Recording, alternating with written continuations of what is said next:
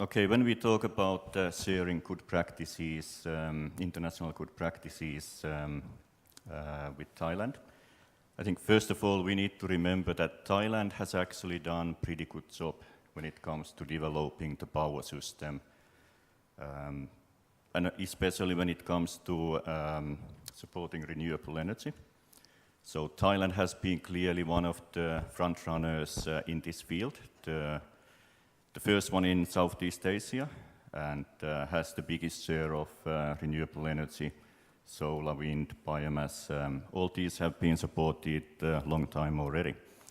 So in that respect, a lot of the neighboring countries are actually looking at Thailand at the moment as an example how to do it. So I think that's the starting point.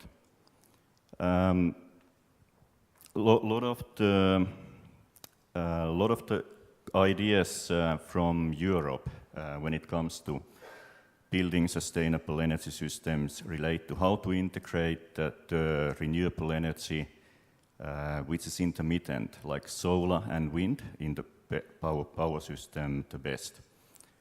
And I think here the key thing is not to look at things only on the tariff point of view. So what is the tariff of the solar plant or a wind farm? But basically, what is the best way to integrate into the grid? And here we need to remember that these are intermittent, and because of that, there is additional cost to the system coming from the need for backup, and the better interconnection of the grid that comes with these kind of renewables. So basically we cannot only look at the tariff, but we need to look at the whole cost into the power system, considering these backup aspects as well. As an example, recently we had the solar eclipse in California, and during that 6,000 megawatt, well, almost 6,000 megawatt of solar generation went off the grid. And basically, they had to organize backup to cover that for that small period of time. So this is something that we need to also consider in case of wind and solar here. The other thing we need to consider is how to actually stabilize the power system so that we can ramp up and ramp down the thermal generation or hydro generation when solar and wind has fluctuations. And basically here the whole characteristics of the power system have a big impact on how much you can actually integrate solar and wind into the system.